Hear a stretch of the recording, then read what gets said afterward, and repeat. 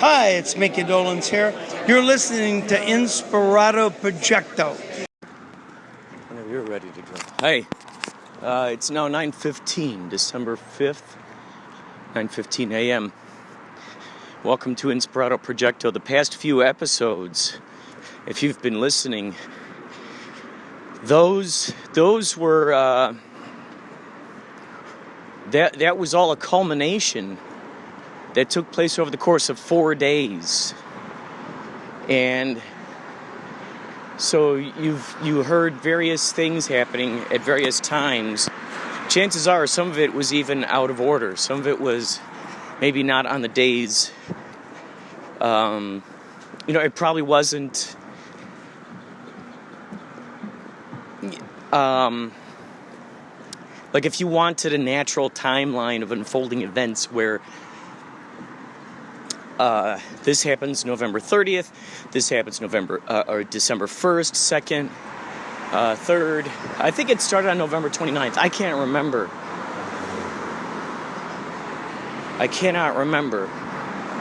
Oh yeah. I think it started on the 29th because we were at Moonshine Beach in San Diego. That's right. The next day was at the arena in Simi Valley. The next day after that was somewhere in San Francisco. The next day after that was somewhere, I think it was Yorba Linda. So it was go during that time. And I try to set up the episodes, at least in a sloppy fashion. I try to season in smaller bits in between the bigger bits. So we don't have, like, let's say a 25-minute segment, and then a 25-minute segment, and then a 15-minute segment, and then a 3-minute segment, and then a 30-second segment, and then a 8-minute segment. I try to go joop, joop, joop, joop. I try to balance them out a little bit. You will also notice that there is not I rarely put segments in between them. So this isn't an apology so much as it's just letting you know. If you're a brand new listener, that's kind of what you're in for. This show is about the process of creation. It's about synchronicities. It's about amazing stories. It's about dreams. It's about unexpected interviews. It's about expected interviews with the Uber drivers.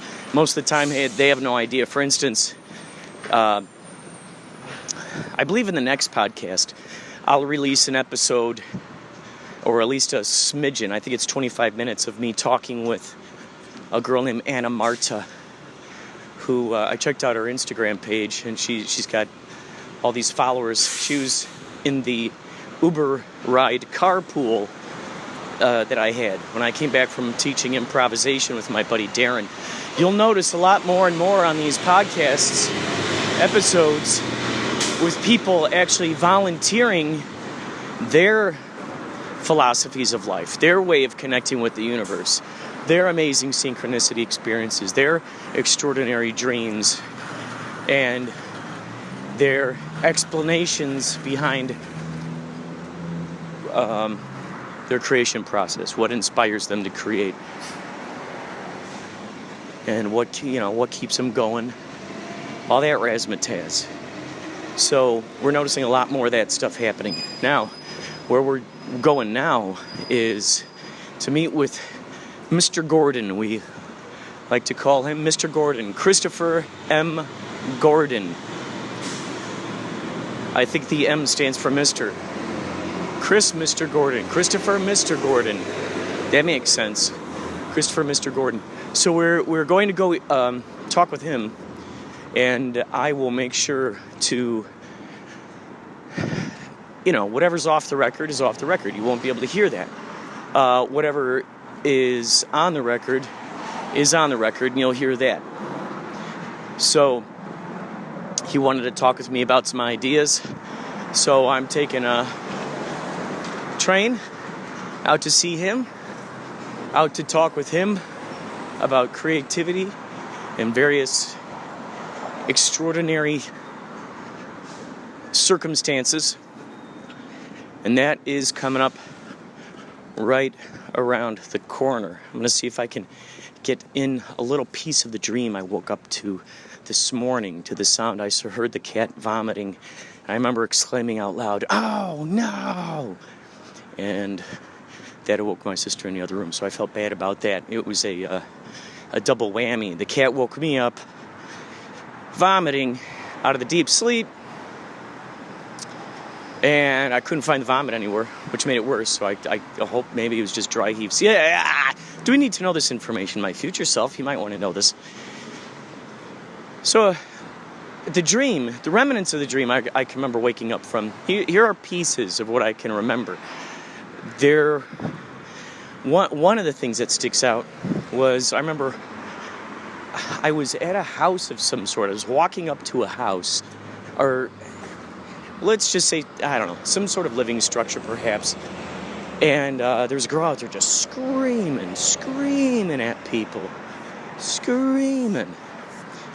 And I'm getting the feeling that one of the people she was screaming at was maybe a friend of mine or someone I had just been talking with. So I don't think that the lady who was screaming actually even saw me. And I remember I just walked up to her. It was my first time meeting her, and I was just screaming at her. And I don't yell at people. I don't really scream. I don't really yell. I'll yell at the cats if they're starting to, fight with each other or something. But, all right. We're playing a game of sidewalk dynamics today, where you try to assess which side of the sidewalk that person is going to be walking on. Are they going to stay on their side, or are they going to veer off into your side? So you try to look for signs of what their behavior is. So, are they sidewalk hogs? Are they considerate of others? Like, we're in a situation now. Do I stay on the right side? I usually start slowing down. I start slowing down really slow, because then I'm giving them a choice to walk around me. Sometimes I'll just stop in my tracks. And if it's a bunch of sidewalk hogs walking towards me, I'll just stop in my tracks, and I'm giving them the choice. I'm putting the choice in their hands. So, in this, I remember just screaming at this woman, and I felt like I was about to lose my voice. And what was interesting, at first she was screaming back at me, and then all of a sudden she stopped, and then she turned really, really nice and sweet. And I don't know, I can't remember if I asked her why she was screaming at everyone or not, but I do know after that happened, all of a sudden, once I confronted her with that screaming, then all of a sudden she became sweet. She became nice, and I'm like, that's so weird. You never quite know what people's motivations are in dreams and stuff. Thinking back, I probably would have asked her, "What the heck are you yelling about?" So, at some point within it, there's something that had to do with I almost used the word floppy disk, but like more of like a hard disk, like the little ones, the little square ones, not the floppy ones, the bigger ones, but the like little ones. And something had to do with those. Like someone had some information on one of those or something, or they had it in a drawer. But then all of a sudden there was like these, maybe there was SWAT team or something. There were cops. Oh, I think I feel the sun coming out. I made an agreement with the sun earlier that it would come out and shine because it's raining today, or it rained at least. And I'm walking, so I'm asking it if it can kindly shine its beautiful face upon us, and sure enough it is. You'll hear in a Yachtly Crew podcast where I say that out loud. And what I didn't record was the aftermath of that. Within 5 minutes, the sun did in fact come out. It's not me doing it. It's a cooperation between us. It's agreements. It's win-win situation. So, yeah, there it is. There he is, popping through. So, I think that's kind of where we're at. SWAT team people, they showed up. They're looking for discs. I did some kind of switching with certain discs and other discs, the discs that they didn't need, and then the disc that they did need. So that's where we are today, and I'm about to go down to the subway. So we'll talk more later. I think the next time we talk is when I'll be interviewing Mr. Gordon. But yeah, here we go. Okay. It's basically, you're not going to ever get paid until you blow up big time after you interview me. That's right. Ladies and gentlemen, we are here with Christopher M. Gordon. The M stands for Mr., so it's Christopher Mr. Gordon. Is your full name Christian or Christopher? It's just Chris, believe it or not. My It's parents just Chris. argued over it, and my mom won, and it's just basically Chris. Yeah. You So we are here with Chris M. Gordon. The M stands for edit Mr. this, right? Yeah. Okay. It's like I'm looking for Gina Davis because it was her project.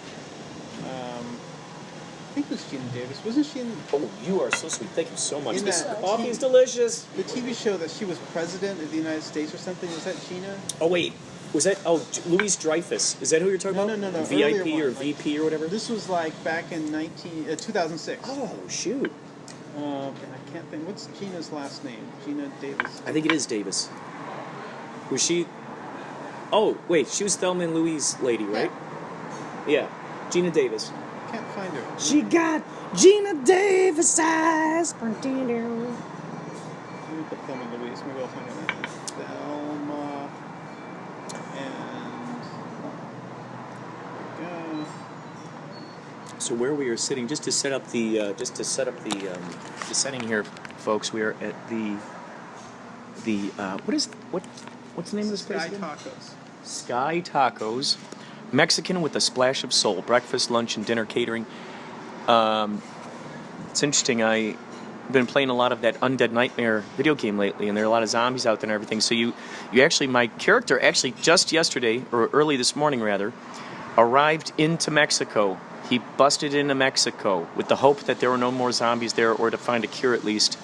So he just arrived in Mexico. So it's interesting, of course, as the universe works, that Mr. Gordon here would take us to this place, because it has, there are sort of like these wooden ceilings. I mean, and the way that the arches are, it reminds me so very much of something that you would come across in that video game. So what is this? Okay, so Chris, he's talking about various projects that he edited and marketing. Yeah, so I had just edited Outfoxed and the Walmart movie and Uncovered for Robert Greenwald. And we just had a very successful run, 3 documentaries in a row, which all got really popular, with the news, press, and everything. So I was kind of the hot phenom kid editor that came up out of nowhere, and I was looking for a job. Robert Greenwald and I were kind of done, and it was time. He kind of kicked me out of his little camp, and it was time to move on. And so I got hooked up with this guy, Jonathan Shaw, and he was great. Jonathan Shaw is a great editor. He's known for editing Jaws in 3D, and among other things. But he's like Bochco editor. He's done a lot of television. And he was an editor on Commander-in-Chief, which was starring Gina Davis. Oh, that was the one. And so since that was a political series, and I just came out of all this political documentary, it seemed like the perfect fit for me to go into television to do that rant. So they hooked me up in this interview, and Jonathan's with me in the interview. He walks me in. We meet these people, and he's kind of like shepherding me. And so I'm meeting with the producers, and it's kind of like a done deal kind of thing, right? And so we're just talking, and then I say the words that killed my career. Uh-oh. And at the time, I was being completely honest, and I really meant what I said.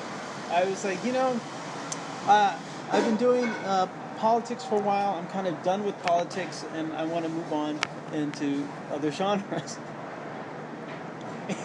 This, of course, after I said it, it took me a few minutes, but I realized that wasn't the right thing to say here, because this is a political series. And it's about the President of the United States. It's completely political.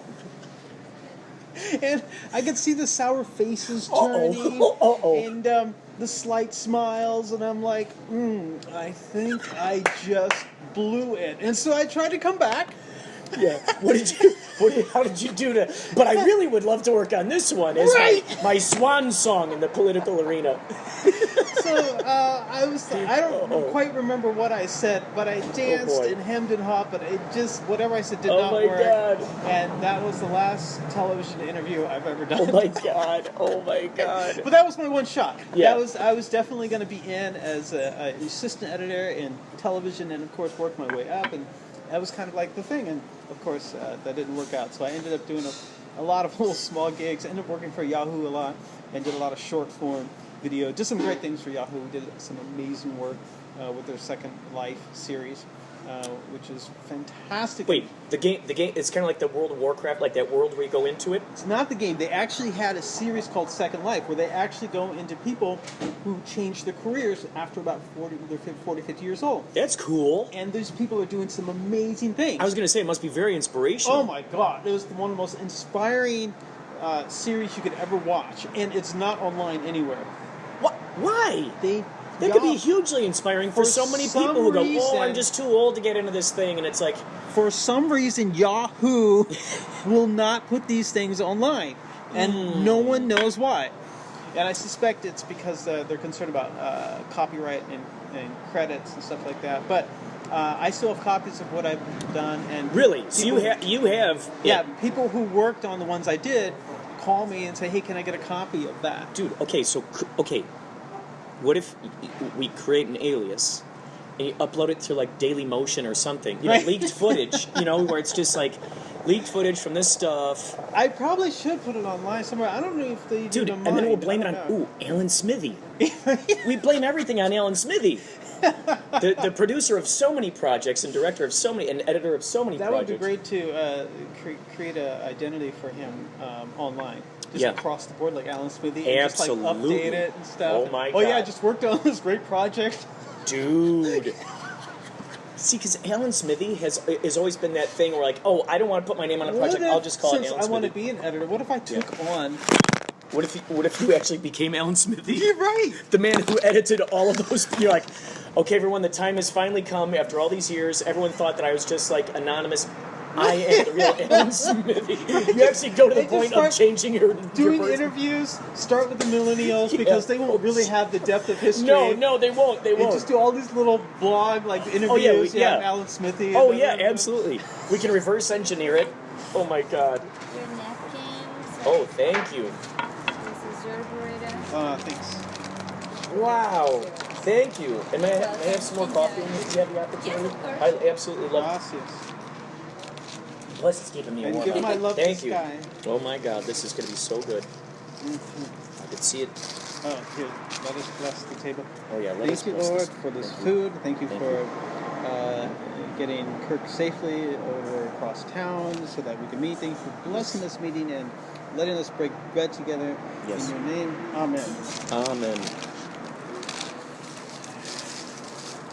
I don't know if we're religious. I just took the liberty to do that. I think it's important to do that. To give a blessing to the food. To the food product. Oh boy. Anyway, so can we turn that off? You are not kidding. This place is delicious. Ladies and gentlemen, look for the A&E Alan Smithee biography starring the artist formerly known as Chris M. Gordon.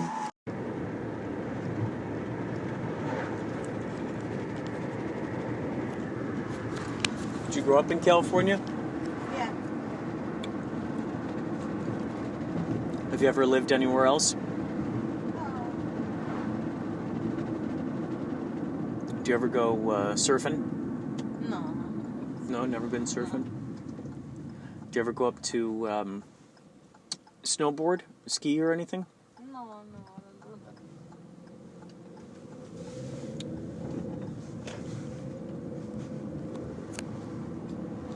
I was up near Mammoth for the very first time not too long ago. And it was just great. all the nature that was around there was just beautiful. It was just phenomenal.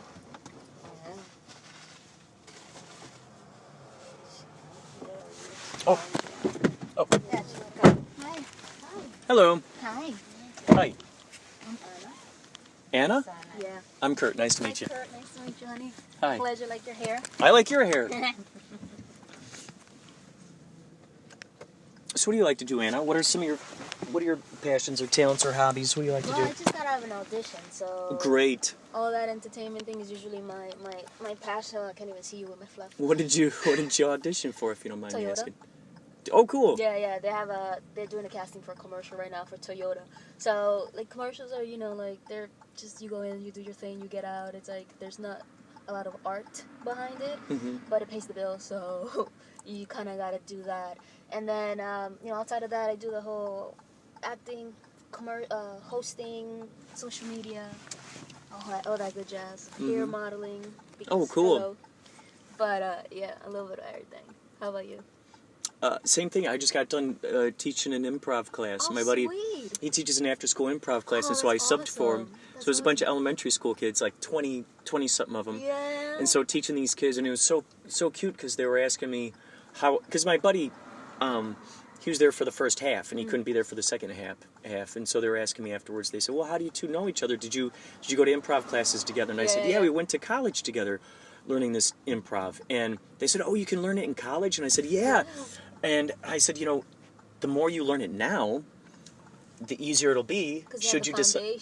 Yeah. I said, it's just hard for a lot of adults to open their minds, especially to, the idea of give and take with improv. With improv, because it's always yes and. Totally. Yeah. And, because a lot of times we're brought up being taught to believe in competition more than, like, cooperation and finding the agreements. Absolutely. And so, like, I said, that's why kids your age can know 4 or 5 languages, because they don't have those blockages in their brains. It's funny because when my acting coach, he's very big on getting back to the primal stage, and for that, to him, well, he says to us that when we were children, we didn't have to think. When we were playing cops and robbers, we didn't have to think about what a cop did. We didn't have to think what a robber did. We just played. Yeah. And it just naturally came, to us, or we created that character with our natural inclinations.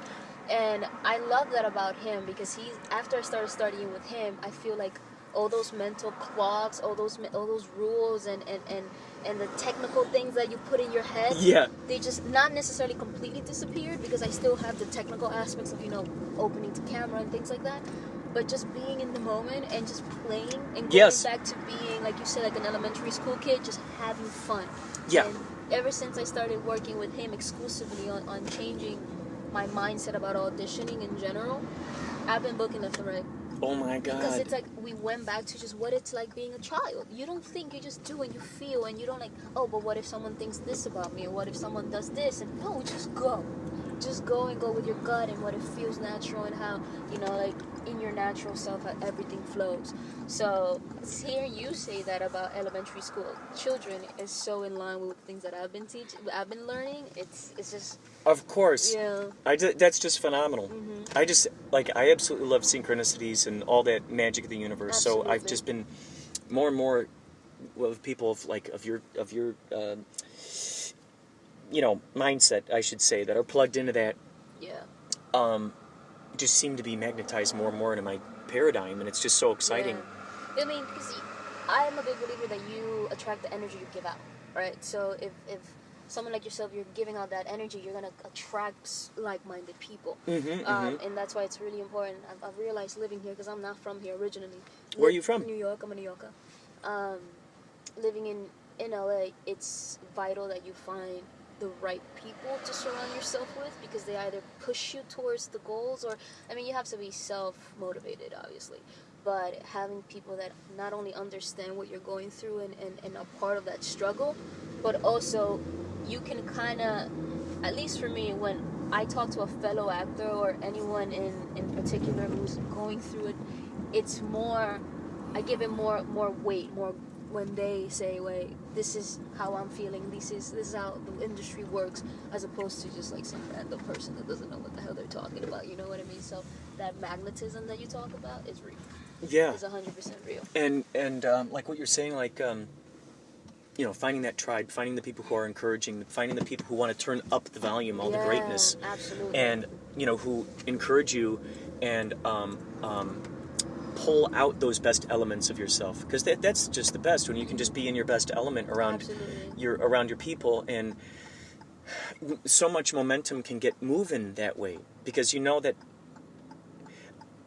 you're not okay. So I went to Columbia College out in Chicago, where I was taught ensemble work, where it doesn't matter who you are on stage, every single little gear of the machine is very important. Right, every cog is important. Yeah, big time. And when there's that give and take aspect, and people are just appreciating and honoring one another's greatness, and trying to see more of that. Yeah. Oh my God, everybody wins. Everybody, it's just big time. It elevates everybody. Yeah. Because there's not. I know I've worked on projects that it was very collaborative, and the project itself just came out so much better, right? And there are other situations that either one of our lead actors was very me, and this is my glory, and screw you guys, and the project itself just didn't. It sucked. It sucked because, again, it's like I say it all the time. Like teamwork makes the dream work. It really does. You can't do anything, especially here in LA, by yourself. Mm-hmm. You have to find the right people, whether it's like I create content on Instagram, and just like in general, finding the other actors, videographers that are on the same wavelength, that are as motivated and want it as bad as you do. It's nearly impossible. Because I tell you one thing, bro, people say all the time that they want to work and they want to succeed, but they don't really put in the work. They don't. It's all talk. Yeah, absolutely. Yeah, it's hello there. Yeah, how are you? There's a lot to be said for creating the art that you want to see in the world, because then it's an untouchable space. Absolutely. That is not something that is trying to be compared to something else, or there is that idea of like, oh, I gotta be better than them, I gotta be the best, and it's like, well, what if we shifted that focus into just being the best version of ourselves? Then, whoa, that energy is really worth everything. It changes absolutely everything, because like when I went from, like you said, more of a collaborative, more of a us as opposed to me or I, like my work just became better. You know what I mean? Because I was like, and I tell this to my scene partners all the time, I'm like, I'm gonna give you everything, so you gotta give it back. You know what I mean? Because I don't take scenes off. Like even when I'm doing stuff for Instagram, I'm like, I'm not taking a scene off. And when I see people that value my work and my energy, and they do the same, it makes you want to be even better, because they're giving it to you. So you're like, oh yeah, you're in this with me too, Absolutely. Absolutely. It It's just such a great thrill, a great vibe when you can feel that you're both, like you're saying, the dream, you're both, like there's not necessarily any, like with improv, there's not necessarily any bad idea, it's just unexplored ideas. So, a lot of times, like, we'll hear out there in the world, like, oh, well, that's awkward. Well, why is that awkward? Because you dropped the ball. If the people who drop the ball on the energy, you can tell. It's kind of like a volleyball game or something. It's like, oh, okay, I could just tell this person just gave this to me. I'll make something out of it. I'll give it back to them. And then it goes and goes and goes. It just keeps growing. Yeah.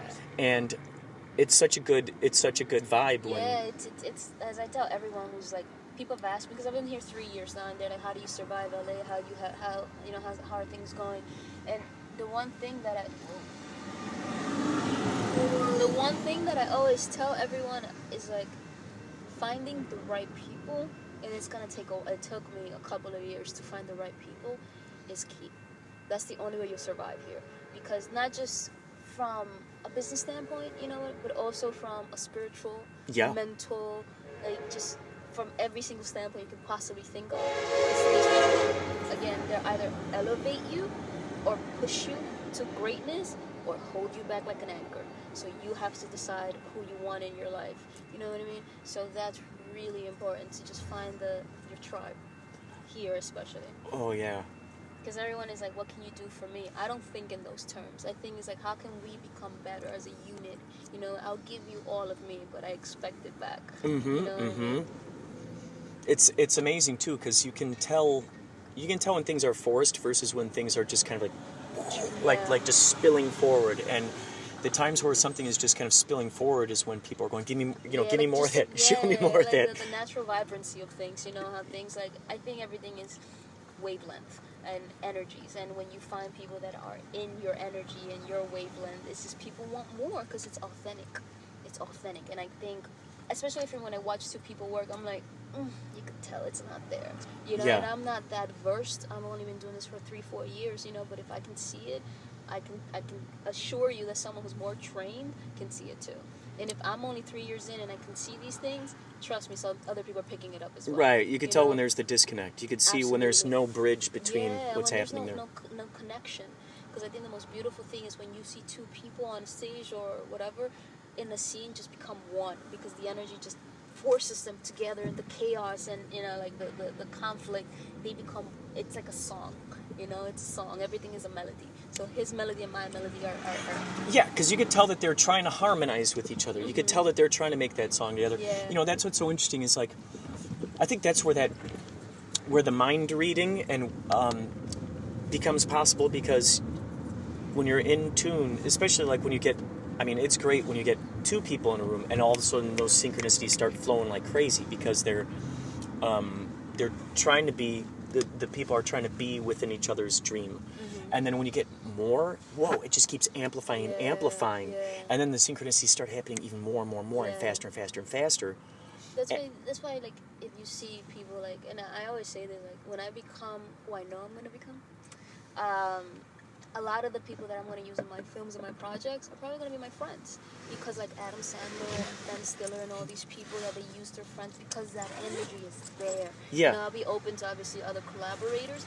But it's so good, like you said, when you find your clique and your niche, and you guys just together as a unit have the same ideas and similar goals, it's a thing of beauty. And there's a lot of shorthand to it. Like David Lynch, he works with the same crew that he did all the way back from Eraserhead, Steven Spielberg, and there's such a shorthand there where he can go, instead of having to describe the whole entire shot, he's like, oh, remember in Close Encounters of the Third Kind where we were shooting down that hallway? Oh yeah, okay, just recreate, that's what we're looking at, yeah. And then all of a sudden there's a whole amount of time that is just not wasted right there. It's just, there it is. It's so much easier for someone who's a creator to be like, alright, so, because I shoot, like I said, I create content, my camera guy knows what I want. I just have to explain it to him once and he gets it. Now, if I had to work with someone completely new, then I'll have to, like, sit there and explain to them, like, this is how I like it. I don't like static shots. I like this, I like that. But my camera guys, I'm like, Josh, I want 1, 2, 3. He's like, I got you. Exactly. Because again, it saves so much time, especially doing what we do. Forget it. Time is money. Time is money. What's interesting is, we've always heard about how, the complainers about, like, oh, well, they only got that job because they're related to him or because they're good friends. Well, if you're in that position, wouldn't you want to work with your friend? Wouldn't you want to work with put your mom in that job, or whatever? Like, I get that nepotism can be a problem, and it is a problem in certain situations. But, like, for filmmaking and creating art, you want to be around people that share your energy, or that can, like you said, just make you better. Why would I hire a stranger when I can hire my buddy, who I know is going to do a stellar job, make me look good, make him or her look good, and it's going to be easy. Because when I lose if I lose my cool or something happens, my friend understands that it's not personal, that this is, we're trying to create stuff, as opposed to me having to be like, kind of think of other people's feelings. Like, no, you know me, I don't mean anything, just get this shit done, because this is how I like shit done, get it done, and then we'll get high and and just like we'll eat some edibles and tell each other we love each other and get back to work the next day, and then that's it, So yeah, nepotism happens, but in our line of business, I don't see it as a problem, because you work with the people that make you feel comfortable, especially being so vulnerable in front of the camera. There's a lot of that's what I guess non-actors or entertainers don't understand, that there's a lot of emotion and it's tasking. When you have to be vulnerable for 12 hours in front of people, that shit sucks. That sucks, but it makes it a hell of a lot easier when you got the people there who are there with you. You can feel when the camera crew is there in that scene with you, when they're there with you, and they're not like, oh God, when is lunch, or whatever. They're just like, they're living in that scene with you. I just shot, in March of this year, I shot my first feature that I was like one of the leads. Like my first. Cool. Yeah, Congratulations. thank you. It's coming out early February next year. But like that, the crew was pretty small and pretty tight, and I was having issues, like problems with one scene. I just, for some reason, I was in my head about it, and the director was no help.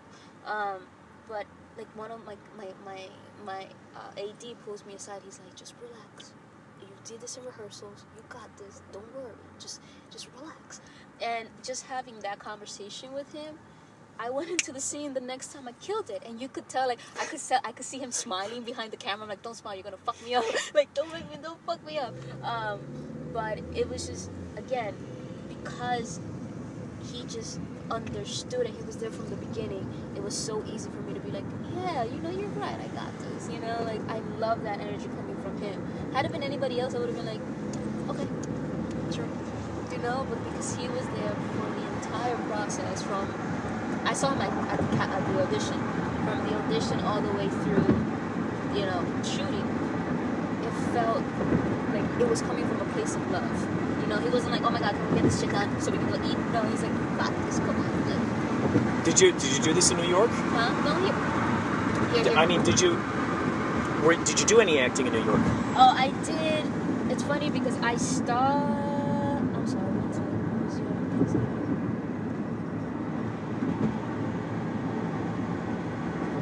No idea who this is. Okay. I did background work in New York. So I started off, I did, when I turned 20, I was like 24, I was like, I don't want to be an actor. It's my life dream. I just graduated from college. I had a regular 9-to-5 for about a year, and I was like, I can't do this shit. It's not. And my mom, and I told my mom, I'm like, Mom, honestly, I just want to be an actor. She's like, oh, I know you have it. My mom is the type of person that she knows that I will always land on my feet. No matter what happens, I'll figure shit out. So she's like, oh, be an actor, Mija, that's what you want. So I did a little bit of background in New York, and then I was like, I want to go to LA. Fuck it. So then I put that idea in my head, and I gave myself a year, and then I was like, on September 2015, I'm moving. And I took every background job you could possibly get under the sun, so I could save as much as I could, and I got my ass to LA. Fantastic. Fantastic. Yeah. I love hearing stories like that. Because I think it's like, you have to want it, and you not just want it, but you have to like eat loosely, cry, like blood, sweat, and tears. It's like there's no way around it. And a dream without a plan is just, it's nothing. You know what I'm saying? Or like a goal without a plan is a dream, and a dream without a plan is absolutely, it's a waste of time. So you better have a fucking plan, or at least have some sort of direction. Because if you think that it's just gonna happen, it doesn't just happen for anyone. You gotta put in the work. So in addition to acting, what else do you like doing? Photography. I've gotten into, like, I was never, it's funny because once I started acting and doing stuff like that, I realized that I'm really like into filming and shooting and photography and like artistic shit, and I was like, okay. So I can't draw for shit though. I can't even draw a stick figure. But yeah, those are the type, I'm into sports a lot. You wouldn't think it, but you've done what a lot? Like sports. Like I love sports. Like watch them, play them, whatever. So I'm like a big tomboy in that sense. So I do that, photography, sports. I go to I try to play intramural sports and stuff like that as much as I can. Volleyball, football. Sometimes it doesn't fuck up my face because it's in the body, but this pays the bills. This and this, they pay the bills. But yeah, I like, hang out with my dog. You have a dog? One, yeah. His name is Taz. Well, he's my roommate, but he's like mine too because he's obsessed with me. That fucking dog is he stopped sleeping with her because he wanted to sleep with me. And I'm like, bro, no, your mom's gonna get jealous. Or, yeah. I don't need this drama. But yeah, hang out with him and just Do you sing? Do you play music? I wish I did. That's one of, like, I guess, like, you know how people have regrets in life? One of my regrets is not learning an instrument earlier on. I can still pick one up, but I feel that had I done it when I was younger, significantly younger, it would have been so much easier for me now to just like, but I told myself next year that I want to learn how to play the guitar, at least the guitar. So, jam out, Yeah, it's fun. Even if you only learn a couple of chords, That's what I'm saying, yeah. it's like, it's cool to be able to go, oh my gosh, I just played 3 chords. Yeah. You know, I've made 12 songs off of these 3 chords. So that's something that I'm like, one of my 2019 goals is to learn to at least basic guitar. I have a guitar at home. It's my roommate's, but she's like, it's been sitting there for like 3 years. I've never touched it, but it's a great guitar apparently. So I have the guitar. Once I shoot, because I have a project that I'm shooting in January and February. So once I'm done with that project, it's going to take a lot of my time. Then I'm going to sit down and start taking some classes. Because I'm going to be in Canada for a while shooting this project. So Wow, that's cool. It's cool. Holy cow. So you've Yeah. only been out here 3 years or 4 years, did you say? Yeah, about three. 3 years. 3 years. You got the momentum moving. Because I don't stop working. That's the thing. Like I said before, nothing's gonna be given to you. So you need to just go out there and get it. I'm really impatient with certain things. I don't like sitting around just waiting. So I get up and create stuff, and that's one of the reasons why I guess I'm a little further ahead, is because I got off my ass and I started creating stuff. And people, they recognize me when you're actually go from Instagram. I'm like, yeah, hey. They're like, oh my god, we love you. And I think it's because you put so much energy and work into the universe, it's gonna come back. That's it. That's the only reason why. It's because since I literally landed here till now, I haven't stopped, and I won't. There's no point. I love what I do. It makes me feel free. Mm-hmm. It makes me. It's the only time that I can honestly be just completely free, is when I'm in front of the camera. Nothing else gives me that feeling. Do you have a card? A card? Well, you can follow me on the gram. What is your Instagram? My name is Anna Marte. What is it? Anna Marte. So Is it ANAMARTE. ANAMARTE. Yeah, Anna Marte. So I have a radio show the first sweet. and third Monday of every month, and it'd be fun to have you in there. Absolutely, I love to come. I had a podcast on Dash Radio. Yeah? A little bit, yeah. Oh, that's cool. Yeah. Right here in Hollywood. So Dash Radio was, and it was like an entertainment / millennial podcast. So yeah, I'd love to come by. Yeah, just here. I'll show you. I'll send you this is my Instagram. I'll show you an Instagram. This is me. If you wanna. Oh yes. Okay. If you So wanna let's see. talk, yeah. Let's see.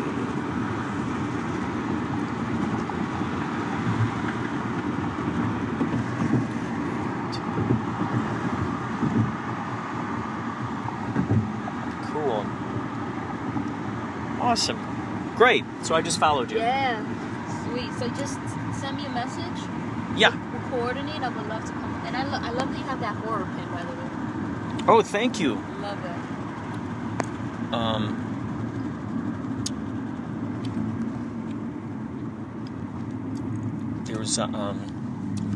There's a horror film that I worked on, and I had a screening, and I called it a 5D experience because it was at this place. They didn't even charge me rent or anything to borrow this space, and there were about 40 seats in there and everything. And the way that the screen was, there's a door in the screen, and then there's a little a room behind it, and during certain times of the movie, I found a mask that kind of looked like the monster, the bad guy's mask. And my sister, she wore this black morph suit, and every time the monster was on the screen, she came running out of the door and scared people, and then went back behind the door, and it was so much fun because I wanted people to feel like they were anything could happen anytime. Yeah, it was so exciting. It was so much fun. Have you ever watched I'm not sure if you ever watched the Oh yeah, right over here. Yeah. Ever watched what? Cats, the Broadway show Cats? No. So in Cats, the theater used to be pitch black, and they'll come down the aisles and touch you. They'll freak people out. Oh, that's incredible. Yeah. It'll kind of where that billboard is. You turn right, kind of where that. Okay. Yeah. Donde dice Spider-Man. Oh yeah. Just turn around a corner here. Kurt, it was nice meeting you, Hey, bro. Hit me it was a up. pleasure meeting you. Yeah. You take care. I live in the neighborhood too. So Oh yeah? Awesome. Oh, that's awesome. All right, well, you take care. Have a good time. Thank you. Thanks for the safe trip. No, this one is. That was in the back seat. Is that yours? Might be hers.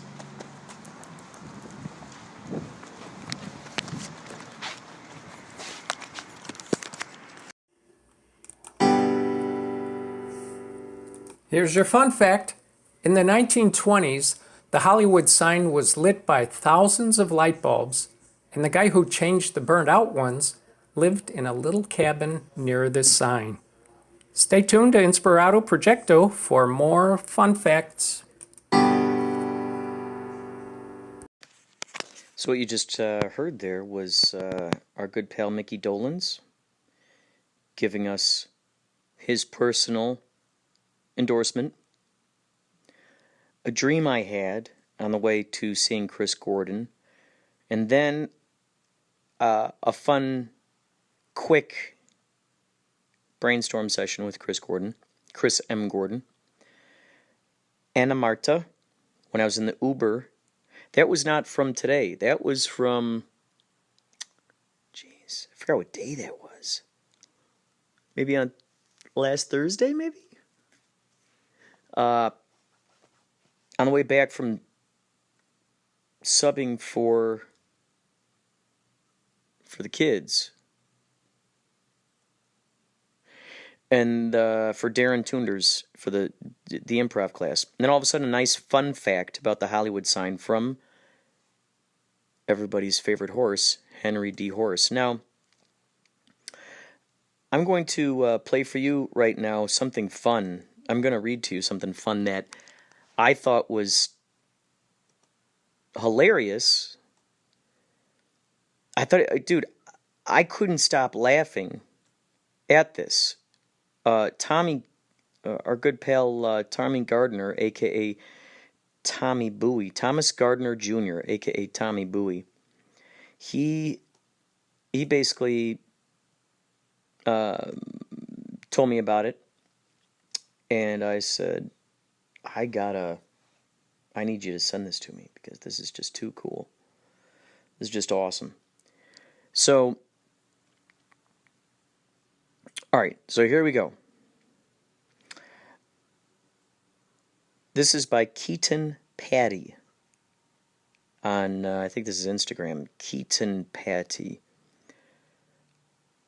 I forced a bot to watch over 1,000 hours of cooking shows and then asked it to write a cooking show of its own. Here is the first page.